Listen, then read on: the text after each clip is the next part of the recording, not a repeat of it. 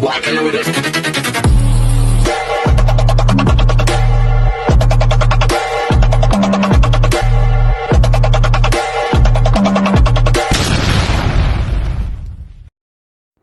Hi everyone! Good morning! I'm back! It's your Mama Sam dito sa Sam Sam TV. Kamusta naman kayo mga amigo, amiga, kumare at kumpare? Sana lahat kayo ay okay at safe ngayong araw na to. Syempre ko ako naman ang tatanungin nyo, nakikita naman ninyong fresh overload ang beauty ng Mama Sam ninyo. So yon, so eto nga, grabe, sobrang busy namin kahapon dahil nga gumawa kami ng presentation namin para sa finals namin dito sa sports day namin.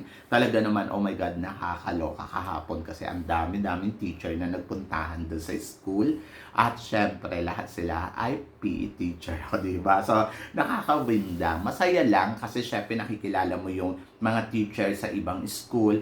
Ang nakakaloka, talagang, Diyos ko, popular talaga ang lola mo sa kanila. Sobrang kilala nila ako pero hindi ko naman sila kilala. Sobrang bating-bati sila sa akin na hindi ko naman alam kung babatiin ko sila dahil hindi ko naman sila kilala. Pero syempre, Miss Congeniality ang laban ng lola mo. So yun. So masaya lang. Tapos nakita ko din syempre nag-i-enjoy yung mga bata. Yung team naming purple, nagna-number 1 na siya. O, diba? Ang saya lang.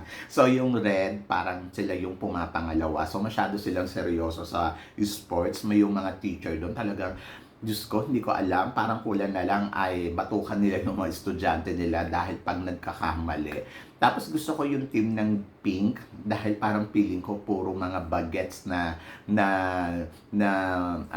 akla yung mga pamlaban nila lalo na sa volleyball. Ang saya-saya dahil ang lalandi ng mga volleyball players nila sa lalaki ha. So yun. Sa babae naman, hindi ko nakikitang magaling sila. Pero syempre, magaling yung team namin. So, yon. So, syempre, exciting today dahil syempre, ito yung final games. So, magkakaalaman kung sino talaga ang mananalo. So, 5 ang color. So, 5 school. So, may yellow, mayroong purple, kami yung purple at saka yung yellow kasi malaki yung school namin. So, hinatin namin siya sa dalawa. Tapos ako, ang team ko ay yellow. So, yun. Ayoko doon sa purple kasi yung lahat ng mga close na teacher na malapit talaga sa akin ay nasa yellow team. So, doon na ako sa yellow. And then, tawag dito. Pero malakas yung purple. Para feeling ko kaya nila mag-champion.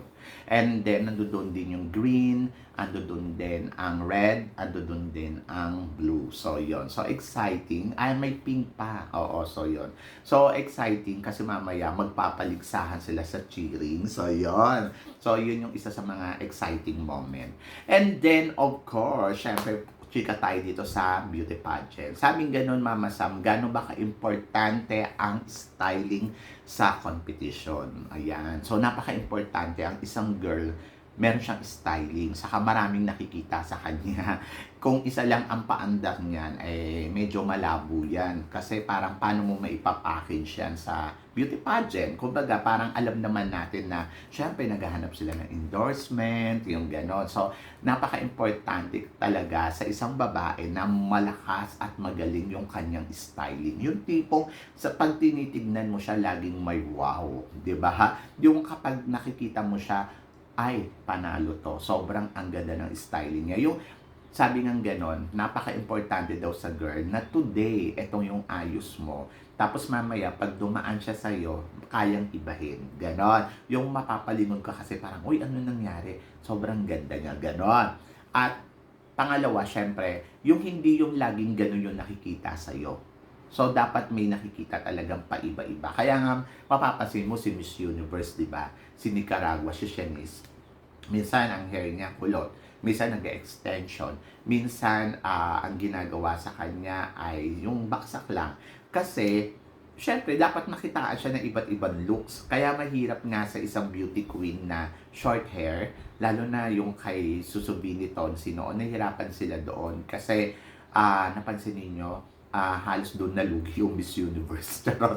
Kasi nga, di ba, si Subini kasi parang wala siyang may offer na ibang looks.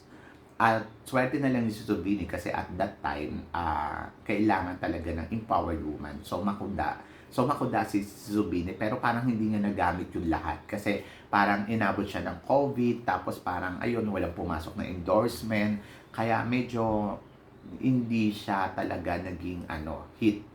But siya yung pinakamatagal na reigning queen kasi alam mo yon yung during her time kasi pandemic, kaya ayun. So, styling talaga napaka-importante. Actually, si Subini, maganda din yung styling na tinatawag. Hindi lang syempre yung hair. Pero yung mga suotan niya, panalo. Talagang makikita mo na, oh my God, kabog ang bawat labas niya. So, yun naman ang panalo kay Susubini. Pero yung about na parang makikita mo na another look, so medyo wala yon. Pansinin niyo si Michelle D. Talagang patok na patok yung styling niya sa Miss Universe day by day. Talagang pasabog talaga yung damitan, yung eksena, at saka yung araw-araw mong nakikita sa kanya, talagang mapapawaw ka. So, isa yun sa mga talagang importante. At higit sa lahat, syempre, class dapat ang beauty ng isang kandidata. So, yon. Kaya dito sa Miss Universe Philippines, hindi mo may iiwasan, matignan dyan, syempre, si Miss Taguig. Si Miss Taguig kasi, yung damitan nito, talagang sophisticated din yung dating. At panalo din yung mga outfitan niya. At isa yun sa mga pinapansin ng organization kung ano ba ang mga sinusuot na damit, bumabagay ba sa kanya yung damit, kasi napaka-importante talaga sa isang kandidata na dapat maganda siyang suotan ng damit. Kasi kung papansinin mo si Beatrice Luigi Gomez, isa din to sa mga umiksena sa Miss Universe. Kasi naman si Beatrice, kahit ano naman talagang damit na ipasuot mo sa kanya, bumabagay. Talagang winner, di ba? So, lahat ng damit na ipapasuot mo kay Beatrice, talagang pack na pack at winner na winner. So, yun yung importante sa isang kandidata na walang pinipiling kulay, kahit anong kulay na ipasuot mo, simple, kabog, talagang winner. So, yan. Napaka-importante nun. At yun ang isa sa mga tinitignan natin sa mga kandidata. And then, of course, pansinin mo, sa pangkandidata na gustong-gusto ko din manamit, si Atisa Manalo. Si Atisa Manalo payat pero grabe, talagang gumaganda siya sa mga suotan niya. Etong bago niyang labas, oh my God, ang winner ng suot niya. So yun, talagang naloloka ako sa kanya. So sobrang maganda yung ipinapakita niya, styling, bagong itsura, so sobrang winner yan. So tingnan natin, di ba? And then isa pa, gusto ko din to si Baguio. Si Baguio din, oh my God, talagang kabog na kabog din yung mga eksena na ipinapakita niya sa bawat labas niya. So, sobrang ganda din ng glam team nito. Sobrang panalo din eh. No, magaling din yung humahawak sa kanya. Kaya, isa yan sa mga talagang masasabi mong hindi posibleng umangat. Kasi nga, sa mga ipinapakitang eksena sa Australia, maganda din ang bawat lumalabas na maganda din ang ipinapakita na sa bawat labas ng Australia, maganda din yung styling. At hindi lang yan, si Talisay, napapansin ko, meron din siya talagang eksena na ipinapakita. So, yon. So, dito sa kandidata ng Miss Universe Philippines, to be honest, mas umaangat dito yung mga magagaling yung styling, and then of course yung bawat may man nakikita ka na eksena sa kanila, napaka-importante niya sa isang beauty queen. Kasi syempre mas magandang i-package sila sa international pageant at alam mo na kakabog. So, yun ang inaabangan natin sa bawat kandidata, sa bawat labas nila. Si Kainta, hindi rin yung nagpapakabog, talagang bawat labas din niya, talaga iba-iba din yung itsura niya. So, yun. Kaya para sa akin, sila yung mga kandidata na napapansin mo na, oh my God, talagang aangat sa competition na to. Naalala ko tuloy si Valentina Figuera. Kung bakit ko to nasasabi? Kasi may experience ako kay Valentina Figuera na kausap ko siya. Tapos, ganda-ganda ako sa kanya kasi ang ganda ng ayos, ang ganda ng makeup, ang ganda ng mukha. Yung sobrang, ang ganda ng smile, yung sa tuwing kausap mo siya talagang yung keep smiling siya. So, isa yun sa mga talagang nag-demark talaga sa utak ko na ganito pala dapat talaga yung beauty queen. The more na tinititigan mo siya, the more nakikita mo yung ganda niya. The more na parang lumalabas yung pagka-anghel. So, yon.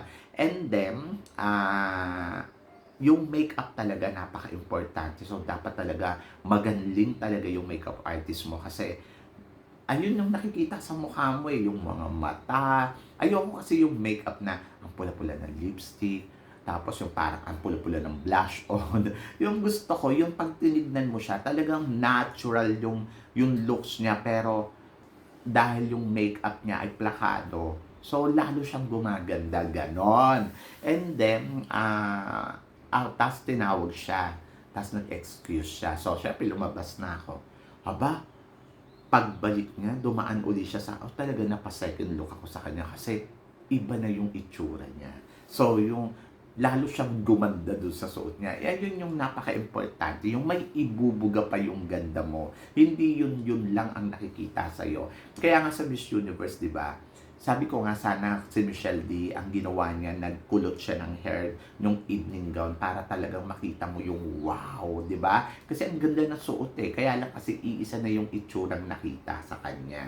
So, napaka-importante talaga na may glamour ka.